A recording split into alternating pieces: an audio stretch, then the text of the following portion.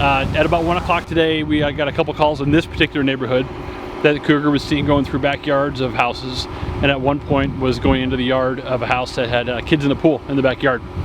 So that that raised our response levels a little bit more than normal, which involved we got some officers out on foot, and at one point we actually used one of our snipers, who's kind of trained at a little more than others in our department at taking long-range shots, making sure they're safe with the rifle, aware of backdrops, things like that. And he was out here, and we also enlisted the help of a local houndsman who was able to track with his dog, Bloodhound, to get a better idea where that cougar was going. So at one point, we spotted the cougar up in one of the trees behind me.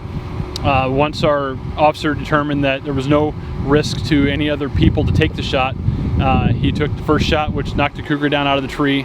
The second shot was a result of after the cougar dropped down and ran up to a second tree nearby and climbed up.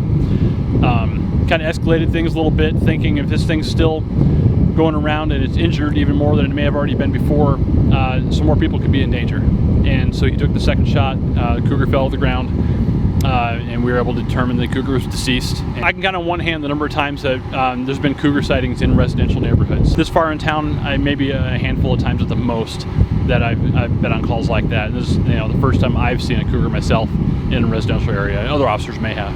I do want to also caution the public to not think this is the only cougar in town. I hate for people to think, oh, they got the cougar I saw a mile away 2 days ago. May or may not be the same cougar. Please continue to call us if there's other sightings of the cougar or anything else you suspect. Our officers will respond as promptly as they can, because as I stated before, I think we weigh the risks of shooting a cougar versus what could happen if it harms one of our citizens, kids, whoever else in a residential neighborhood.